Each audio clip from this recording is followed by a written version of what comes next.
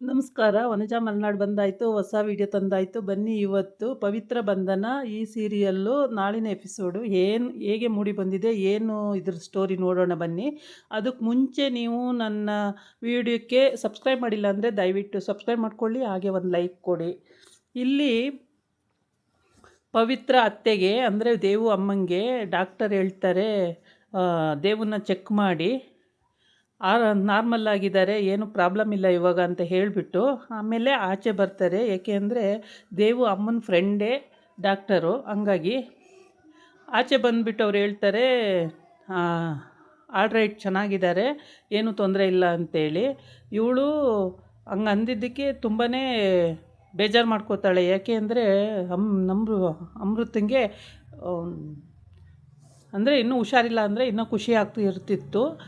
ಹುಷಾರಾಗ್ಬಿಟ್ಟ ಅಂದರೆ ಇವಳಿಗೊಂಥರ ಹೊಟ್ಟೆ ಒಳಗೆ ಹುಳ ಸತ್ತಂಗೆ ಆಡ್ತಾಳೆ. ಹಾಗಾಗಿ ಇವಳಿಗೆ ಹೊಟ್ಟೆ ಉರಿ ಜಾಸ್ತಿ. ಹಾಗಾಗಿ ಇವಳು ಅವ್ರನ್ನೇ ನೋಡ್ತಾ ಇರ್ತಾಳೆ. ಕೆಲವೊಂದು ಸುಳ್ಳು ಹೇಳಿದ್ದಾಳೆ ಇವಳು. ನಾನೇ ಇಂಜೆಕ್ಷನ್ ತಂದುಕೊಟ್ಟೆ, ದೇವ್ಗೆ ಇಂಜೆಕ್ಷನ್ ಮಾಡೋದಕ್ಕೆ ಅತ್ತೆ ಅಂತ ಬಂದು ಹೇಳಿದ್ದಾಳೆ, ಅದು ಸುಳ್ಳು. ಇವೆಲ್ಲ ಸುಳ್ಳು ಹೇಳಿರೋದ್ರಿಂದ ಇವಳು ಕರೆಕ್ಟಾಗಿ ಇವಾಗ ತಗ್ಲಾಕ್ಕೊಳ್ತಾಳೆ ಅವ್ರ ಅತ್ತೆ ಕೈಗೆ. ಅಂದರೆ ಡಾಕ್ಟ್ರ್ ಏನು ಹೇಳ್ತಾರೆ ಅಂದರೆ, ಪವಿತ್ರ ಅವತ್ತು ಇಂಜೆಕ್ಷನ್ ತಂದುಕೊಟ್ಟಿಲ್ಲ ಅಂದಿದ್ರೆ ದೇವ್ಗೆ ಹುಷಾರು ಮಾಡೋದು ಭಾಳ ಕಷ್ಟ ಆಗ್ತಿತ್ತು, ಇಮ್ಮಿಡಿಯೇಟಾಗಿ ಇಂಜೆಕ್ಷನ್ ತಂದುಕೊಟ್ಲು ಅಂತ ಡಾಕ್ಟರ್ ಹೇಳ್ತಾರೆ. ಆವಾಗ ನಮೃತ ಏನು ಹೇಳಿದ್ದಾಳೆ ಅವ್ರ ಅತ್ತೆಗೆ ಹೋಗಿ, ಅತ್ತೆ ನಾನು ಇಂಜೆಕ್ಷನ್ ಬೇಗ ತಂದುಕೊಟ್ಟಿಲ್ಲ ಅಂದಿದ್ರೆ ದೇವ್ಗೆ ಹುಷಾರು ಮಾಡೋಕ್ಕೆ ಆಯ್ತಿರಲಿಲ್ಲ, ಬೇಗ ನಾನು ಇಮ್ಮಿಡಿಯೇಟಾಗಿ ಹೋಗಿ ತಂದುಕೊಟ್ಬಿಟ್ಟೆ ಅತ್ತೆ ಅಂತ ಇವಳು ನಮೃತ ಹೇಳಿದ್ದಾಳೆ. ಹಾಗಾಗಿ ಅಮೃತಂದು ಮಾತನ್ನು ಅವ್ರ ಅತ್ತೆ ನಂಬಿಬಿಟ್ಟಿದ್ದಾಳೆ. ದೇವನ್ನ ಅಮ್ಮ ಪವಿತ್ರನ ಮಾತನ್ನು ನಂಬಿಲ್ಲ. ಪವಿತ್ರ ಏನು ಹೇಳೋಕ್ಕೆ ಹೋಗಿಲ್ಲ ಯಾರಿಗೂ, ಅವಳ ಪಾಡಿಗೆ ಅವಳಿದ್ದಾಳೆ ತಂದುಕೊಟ್ಬಿಟ್ಟು. ನನ್ನಿಂದನೇ ಆಕ್ಸಿಡೆಂಟ್ ಆಯ್ತೇನೋ, ನನ್ನಿಂದನೇ ಕಾಲಿಗೇಟ್ ಆಯ್ತೇನೋ ಅಂತ ಹೇಳ್ಬಿಟ್ಟು ಇದನ್ನೇ ಡಿಸ್ಕಸ್ ಮಾಡ್ತಿರ್ತಾರೆ. ಆ ಡಾಕ್ಟ್ರು ಇದನ್ನೆಲ್ಲ ಚೆಕ್ ಮಾಡ್ತಿರ್ತಾರೆ. ಆ ಟೈಮಿಗೆ ಕರೆಕ್ಟಾಗಿ ಕಾಲೆಲ್ಲ ಪರ್ಫೆಕ್ಟ್ಲಿ ಆಲ್ರೈಟ್ ಚೆನ್ನಾಗಿದೆ, ಏನು ಪ್ರಾಬ್ಲಮ್ ಇಲ್ಲ, ಇದಕ್ಕೆಲ್ಲ ಕಾರಣ ನಿಮ್ಮ ಸೊಸೆನೇ ಪವಿತ್ರನೇ ಕಾರಣ ಅಂತ ಹೇಳ್ತಾರೆ. ಆವಾಗ ಅವ್ರ ಅತ್ತೆ ಮುಖ ಉರ್ಸ್ಕೋತಾಳೆ. ಏಕೆಂದರೆ ಇಲ್ಲಿ ಅಮೃತ ಸುಳ್ಳು ಹೇಳಿರ್ತಾಳೆ ಅಲ್ವಾ, ಹಂಗಾಗ್ಬಿಟ್ಟು ಪವಿತ್ರನ ಹೊಗಳ್ತಿದ್ದಾಳಲ್ಲ ಅಂತೇಳ್ಬಿಟ್ಟು ಈ ಆಚೆ ಬಂದ್ಬಿಟ್ಟು ಕೇಳ್ತಾಳೆ, ಪವಿತ್ರನ ಹೊಗಳ್ತಾ ಇದೆಯಲ್ಲ, ನಮೃತ ಅಲ್ವಾ ಇಂಜೆಕ್ಷನ್ ತಂದುಕೊಟ್ಟಿದ್ದು, ಪವಿತ್ರನ ತಂದುಕೊಟ್ಟಿದ್ದು ಅಂತ ಡಾಕ್ಟ್ರನ್ನ ಕೇಳ್ತಾಳೆ. ನೀನು ತಪ್ಪು ತಿಳ್ಕೊಂಡಿದೀಯಾ, ಪವಿತ್ರ ತಂದುಕೊಟ್ಟಿದ್ದು ನಮೃತ ಅಲ್ಲ, ಅಮೃತ ಆಮೇಲೆ ತಗೊಂಬಂದ್ಲು, ಅದನ್ನು ಸಿಸ್ಟ್ರ್ ಹತ್ರ ವಾಪಸ್ ಮಾಡೋಕ್ಕೆ ಹೇಳಿದ್ದೆ, ಪವಿತ್ರ ತಂದುಕೊಟ್ಟಿಲ್ಲ ಅಂದಿದ್ರೆ ಭಾಳ ಕಷ್ಟ ಆಗ್ತಿತ್ತು, ಅವಳು ಇಮ್ಮಿಡಿಯೇಟಾಗಿ ತಂದುಕೊಟ್ಟಿದ್ರಿಂದ ದೇವ್ಗೇನು ಪ್ರಾಬ್ಲಮ್ ಆಗಲಿಲ್ಲ ಅಂತ ಹೇಳ್ತಾಳೆ. ಮತ್ತು ಅಮೃತ ಹಂಗಂತ ಹೇಳಿದ್ಲಲ್ಲ ಅಂದರೆ ಅವಳು ನಿನ್ನ ಮಿಸ್ಗೈಡ್ ಮಾಡಿದ್ದಾಳೆ, ಕ್ರೆಡಿಟ್ ತೊಗೊಳೋದಕ್ಕೆ ನಿನಗೆಲ್ಲೋ ಸುಳ್ಳು ಹೇಳಿದಾಳೆ ಅವಳು ಅಂತ. ಹೌದು, ನನ್ನ ಕ್ರೆಡಿಟ್ ತೊಗೊಳೋಕ್ಕೆ ಸುಳ್ಳು ಹೇಳಿದ್ದಾಳೆ ಇವಳು, ನನ್ನ ಹತ್ರನೇ ಸುಳ್ಳು ಹೇಳ್ತಾಳಲ್ಲ ಅಂತ ಹೇಳ್ಬಿಟ್ಟು ಪವಿತ್ರ ನಿಜವಾಗ್ಲೂ ಹಗಲು ರಾತ್ರಿ ಔಷಧಿ ಮಾತ್ರೆ ಎಲ್ಲ ಕೊಟ್ಟು ದೇವನ್ನ ಆರಾಮಾಗಿ ನೋಡ್ಕೊಂಡಿದ್ದು ಅಂದರೆ ಪವಿತ್ರ, ಅಂತ ಸೊಸೆ ಸಿಕ್ಕಿದ್ದು ನಿನ್ನ ಪುಣ್ಯ ಅಂತ ಎಲ್ಲ ಹೊಗಳ್ತಾಳೆ. ಹೌದಾ, ಇವಳೇನು ಮಾತಾಡಲ್ಲ, ಸುಮ್ಮನಾಗ್ತಾಳೆ. ಭಾಳ ಸಿಟ್ಟು ಅವ್ರ ಅತ್ತೆಗೆ. ಪವಿತ್ರ ಕಂಡ್ರೆ ಆಗಲ್ಲ, ಅಷ್ಟೊಂದು ಸಿಟ್ಟು ಮಾಡ್ತಿರ್ತಾಳೆ, ಏನು ಮಾತಾಡಲ್ಲ. ಆದರೆ ಏನಕ್ಕೆ ಪವಿತ್ರ ನನಗೆ ಅಲ್ಲ, ನಮ್ಮ ಅಮೃತ ಯಾಕೆ ಸುಳ್ಳು ಹೇಳಿದ್ಲು, ನನ್ನ ಹತ್ರ ಕ್ರೆಡಿಟ್ ತಗೊಳ್ಳೋಕ್ಕೆ ಸುಳ್ಳು ಹೇಳಿದಾಳೆ ಇವಳು ಅಂತೇಳ್ಬಿಟ್ಟು ನೋಡೋಣ ಅಂತ ಸುಮ್ಮನಾಗ್ತಾಳೆ. ಭಾಳ ಮನಸ್ಸಿಗೆ ಚಿಂತೆ ಮಾಡ್ಕೋತಾಳೆ, ಏನಕ್ಕೆ ಹಿಂಗೆಲ್ಲ ಸುಳ್ಳು ಹೇಳಿ ಈ ಥರ ಮಾಡೋದು, ನಿಜ ಹೇಳೋಕ್ಕೆ ಏನು ಇವ್ರುಗಳಿಗೆ, ಪವಿತ್ರ ಏನು ಹೇಳಲೇ ಇಲ್ವಲ್ಲ ನನ್ನ ಹತ್ರ, ನಾನು ಇಂಜೆಕ್ಷನ್ ತಂದುಕೊಟ್ಟೆ, ನಾನು ದೇವನ್ನ ನೋಡಿಕೊಂಡೆ, ಹಾಗೆ ಹಿಂಗೆ ಅಂತ ಏನು ಹೇಳಲೇ ಇಲ್ವಲ್ಲ ಅಂತೇಳಿ. ಆಮೇಲೆ ಈ ಕಡೆ ದೇವನಿಗೆ ಜೋಯಿಸ್ರನ್ನ ಕರೆಸಿರ್ತಾರೆ. ಪವಿತ್ರ ಜಾತಕ ಸರಿ ಇಲ್ಲ, ಅವಳನ್ನು ಜಾತಕ ನೋಡಬೇಕು ಅಂತೇಳ್ಬಿಟ್ಟು ಪವಿತ್ರ ಜಾತಕನೂ ತಂದು ತೋರಿಸ್ತಾರೆ. ಪವಿತ್ರ ಜಾತಕದಲ್ಲಿ ಜೋಯಿಸ್ರು ಹೇಳ್ತಾರೆ, ಏನು ದೋಷನೂ ಇಲ್ಲ, ಪರ್ಫೆಕ್ಟ್ಲಿ ಚೆನ್ನಾಗಿದೆ, ಬಟ್ ದೇವು ಜಾತಕ ಕೊಡಿ, ಅದರಲ್ಲಿ ನೋಡೋಣ ಅದು ಹೇಗಿದೆ ಅಂತೇಳ್ಬಿಟ್ಟು ಅಂತ. ದೇವು ಜಾತಕನ ತಂದು ಕೊಡ್ತಾಳೆ ಅವರಮ್ಮ.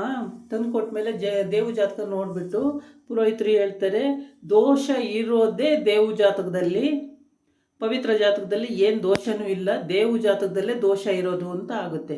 ಆವಾಗ ಎಲ್ಲ ಬಿಟ್ಟಂಗೆ ನೋಡ್ತಾನೆ ನಿಂತ್ಕೋತಾರೆ. ಯಾಕೆ, ಏನು ದೋಷ ಇದೆ, ಏಕೆ, ಏನು ಅಂತ ಹೇಳಿದ್ರೆ ದೋಷ ಇದೆ, ಹೌದು.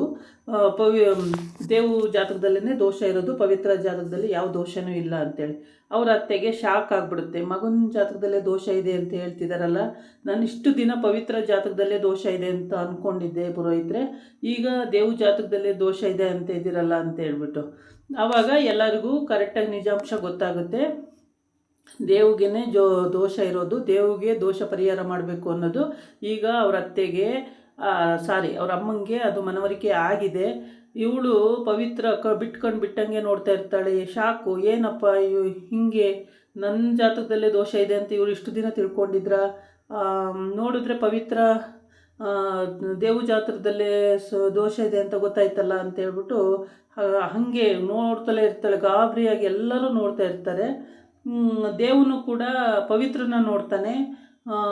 ಇಷ್ಟು ದಿನ ಪವಿತ್ರ ಜಾತಕದಲ್ಲಿ ದೋಷ ಇದೆ ಅಂತ ಎಲ್ಲ ಮಾತಾಡ್ಕೊಳ್ತಾ ಇದ್ದು, ಆದರೆ ನನ್ನ ಜಾತಕದಲ್ಲೇ ದೋಷ ಇದೆ ಅಂತ ಹೇಳ್ತಿದ್ದಾರಲ್ಲ ಪುರೋಹಿತರು ಅಂತ ಹೇಳ್ಬಿಟ್ಟು. ಹಾಗಾಗಿ ಇವತ್ತು ಪರ್ಫೆಕ್ಟಾಗಿ ಗೊತ್ತಾಗಿದೆ ಯಾರ ಜಾತಕದಲ್ಲಿ ದೋಷ ಇದೆ ಅಂತ. ಪಾಪ ಪವಿತ್ರಂಗೆ ನಿಂತರೂ ತಪ್ಪು, ಕೂತರು ತಪ್ಪು, ಹೋದ್ರೂ ತಪ್ಪು, ಬಂದರೂ ತಪ್ಪು ಅನ್ನಂಗೆ ಅವ್ರ ಅತ್ತೆ ಭಾಳ ಟಾರ್ಚರ್ ಕೊಡ್ತಾಯಿದ್ಲು. ಇವತ್ತು ಅವಳಿಗೆ ಪರ್ಫೆಕ್ಟಾಗಿ ಅರ್ಥ ಆಯಿತು. ದೇವ ಮುಖನ ಗಾಬರಿಯಾಗಿ ನೋಡ್ತಾಳೆ ಪವಿತ್ರ. ಏನು ಪುರೋಹಿತರು ಹೀಗೆ ಅಂತಿದ್ದಾರಲ್ಲ ಅಂತ ಹೇಳ್ಬಿಟ್ಟು. ನಾಳಿನ ಎಪಿಸೋಡ್ ಇದು ನೋಡಿ, ತುಂಬಾ